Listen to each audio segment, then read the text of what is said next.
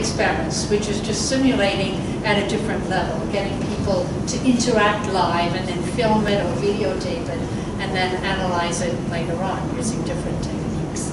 Natural experiments are comparisons that occur just because of perhaps a change in legislation. If you know it's coming and you collect all of a kind of data before the change and then collect the same kind of data afterwards, you've got yourself two comparison groups in a natural setting, in a natural way. So it's a very useful technique to exploit ways to gather data when there is going to be some sort of procedural or other change in the law of interest.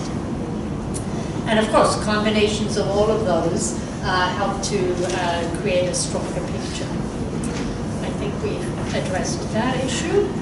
And I wanted to return one last time to the transdisciplinarity principle because I really think that the difference that it has the potential to offer needs full consideration from you. And so we've talked about how solutions, rather problems, can be shared in this way. And so I've tried to come up with a definition of it, and there are a few floating around in the literature from people who've really focused on interdisciplinary, multidisciplinary, and then transdisciplinary research.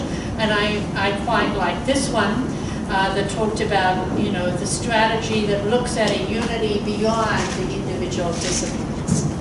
And it involves really a team science and the complementarity of those disciplines. So it's not having a team where you might be the legal scholar with somebody else who does the parts of it that seem to be sociological or psychological or social work.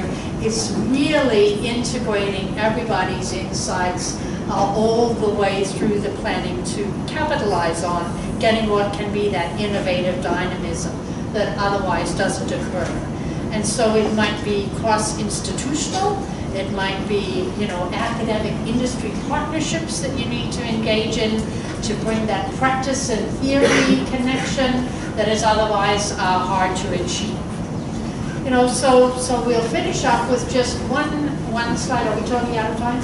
Okay, you know, I highlighted the need for the evaluation of it, and learning to discriminate the good from the bad science, the junk science, and the less robust from the more robust. We've covered that as well, and we will be discussing those issues in context as we go, and the kinds of training that lead to it.